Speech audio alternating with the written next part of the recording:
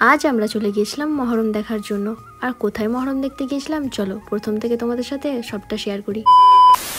Hello everyone, আমি রিম। আর আজ আমি চলে গিয়েছিলাম বহরমপুর মহরম দেখার জন্য। আর আমার সাথে গিয়েছিল আমার ফুল ফ্যামিলি, আমার মা, আমার আব্বু, আরো অনেকেই ছিল। আর আমার বাড়ি থেকে বহরমপুরের দূরত্ব ছিল মাত্র আধ ঘন্টা। বহরমপুরের রাস্তায় ঢোকা মাত্রই এতটাই ভিড় ছিল যে গাড়িটা ভেতরে রাখতে পারছিল না। তারপর যাই হোক করে গাড়িটা মারামারি ঠেলাঠালি করার পর এক জায়গায় রাখা হলো।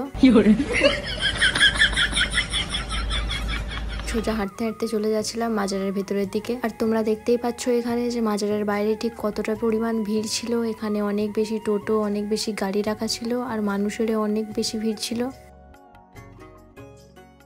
তো তোমরা এখানে দেখতেই পাচ্ছ যে কত মানুষের ভিড় মাজারে যাওয়ার জন্য। মাজার ঢোকার আগে মাজারের আশেপাশে ছিল এই ছোটখাটো দোকান, মেলার দোকান বসেছিল এখানে। তারপর আমার হঠাৎ করে দেখা হয়ে যায় আমার এই ছোট্ট আব্বুটার সঙ্গে।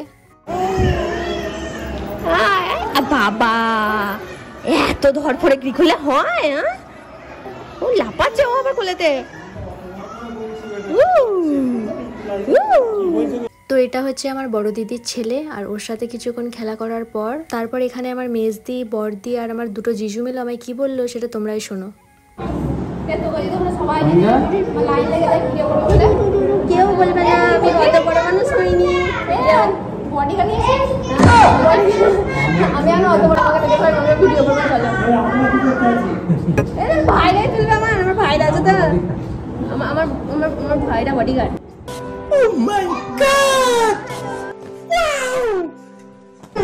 এটা আমার দিদি।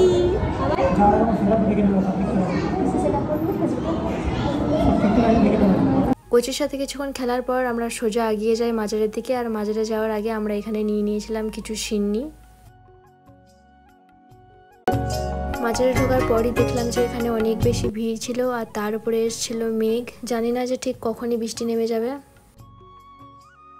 মাজারে সিন্নি দেওয়া হয়ে গেছিল, আর এখানে আমি মাকে ডাক দিয়েছিলাম যে মা তাড়াতাড়ি এসো, কারণ এখানে এসেছিল অনেক বেশি মেঘ, কখন যে বৃষ্টি নেমে যাবে তার কোনো ঠিক নাই। ওখান থেকে বেরিয়ে সোজা চলে যাই আমি আমার আব্বার মামার বাড়ি। ওখানে কিছুক্ষণ থেকে খাওয়া দাওয়া করার পর আমরা বাড়ির দিকে রওনা দেবো। এমনিতেই আমাদের মাজারে ঢুকতে প্রায় 1টা নাগাদ বেজে গিয়েছিল, তাই ওখানে ভেবেছিলাম খাওয়া দাওয়া করে তারপর আমরা বাড়ির দিকে যাবো। মাসি কেমন আছে বলো? আর আমাকে জিজ্ঞেস করলে না? আমি ভালো নাই, আমি বলার পর জিজ্ঞেস করলে আমি ভালো নাই। তো এটা ছিল আমার বড় দিদির বড় মেয়ে, আর ওর সাথে কিছুক্ষণ কথা বলছিলাম। ওকে জিজ্ঞেস করছিলাম যে ওর পড়াশোনা কেমন হচ্ছে এখন। তো চলো তোমাদেরকে একটু ঘুরিয়ে দেখাই যে আমার আব্বার মামার বাড়িটা ঠিক কিরকম।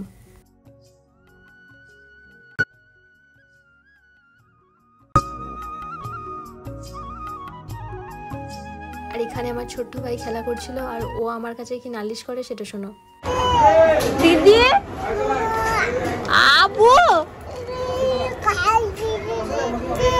গাইটা নিয়ে নিচ্ছে। কে নিচ্ছে? মামু নিয়ে নিচ্ছে।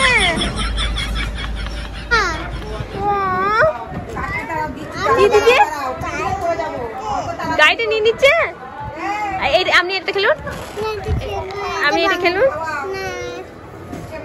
আপনি এটা নিন, আর এটা মামুকে দেন। তো তোমরা তো নিজের কানেই শুনলে যে আমার ছোট্ট ভাইটা আমাকে কি নালিশ জানালো। ওরা একটা গাড়ি নিয়ে দুজন মিলে মারপিট করছিল, আর ওদের মাঝে আমি ফেসে গিয়েছিলাম।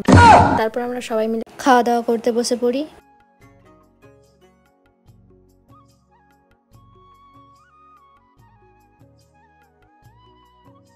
খাওয়া দাওয়া কমপ্লিট করার পর আমরা সবাইকে টাটা বাই বাই জানিয়ে সোজা হাঁটতে হাঁটতে চলে যাই গাড়ির দিকে।